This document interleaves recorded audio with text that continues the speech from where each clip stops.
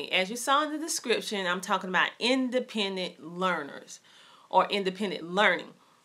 Now, I'm going to be doing quite a bit of live videos back to back. So, if you don't want to watch them now, you can watch them later. But anyway, I saw this question in a group, and a mother has said, what do you do when your child refuses to learn independently? Well, she didn't put it in those words, but she put it like, my child has to have me there holding her hand practically every day. So what do I do with that? I have other things that I need to get done, and this child refuses to do it. The best thing that I can tell you as of now, I had my son, he's independent in certain subjects, but some subjects he's not as independent as I would like. My daughter is totally independent. So what I did with my kids was I had a certain amount of time that I designated where I said, okay, a day, where I said, you have to do this particular assignment by yourself. No help from me. No help from your sister. No help from your brother. Just by yourself. And then after the timer goes off, then you come and show me what you have. You can ask mommy any question. I want to see how far you can get and how much you can do by yourself, because you're capable and you can do it. You can really do it. So within time, and it wasn't a short time, it was, my son took some months. My daughter, independently, totally independent for her, took about a year. But my son is halfway, but he has other learning disabilities like dyslexia and autism and dysgraphia. So he has some other things that hinders him from getting totally independent as he would like to be. But from the aspect of this, oh, I'm seeing a notification. I think someone just wrote link to Smithsonian. That's the first time I ever saw a comment flash up on the screen as I'm doing a live video. I lost my train of thought. Barbara, I'm looking through my past emails, and what I'm gonna do, I'm gonna actually try to put that up. Actually, I got to go back into it was like sometime during last year, and I'm gonna send you that link. Okay, as soon as I find it, Barbara, I'm gonna send it to you. And I also have another mom who wants that link as well. So I will make sure that I find that link. Matter of fact, after I start doing these round of videos, I'm gonna start back looking through all those emails again to see, can I find that particular link, or at least the email address, to find out, do they have any more classes going on right now. Oh, no problem, Brenda. I mean, Barbara. I'm sorry. Call your name wrong. I'm sorry, Barbara. No problem. It's kind of neat, though, seeing the comments.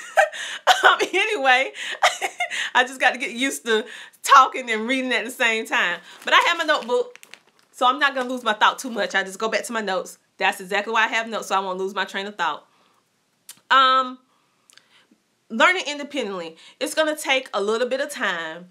Don't give up. Some subjects you're going to notice, like if the child is naturally good in science or naturally good in math or naturally good in language arts, you'll notice that it's not going to be as hard for them to be an independent learner in that aspect because they're naturally good at it. The problem is going to come when they're not as confident in a certain subject, like for me.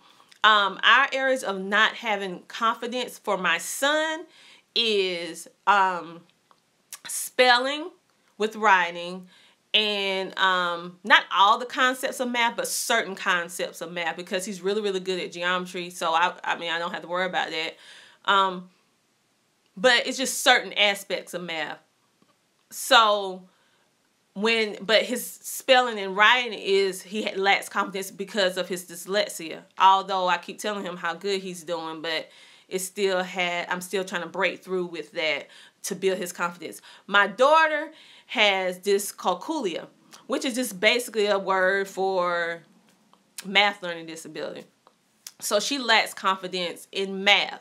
So I constantly work with her on that. So I have to work more with her on that than I do with my son, because he's more better with math than my son. My son is better because it's more easier for him, whereas math, my daughter has a lot more difficulty than he does. So it depends on how well that child is in that particular subject versus how independent they're going to be at that time. But at any rate, whether they're good at the subject or they're not as good at the subject, if you keep working at it, they'll eventually build their confidence and they'll eventually be able to work more independently.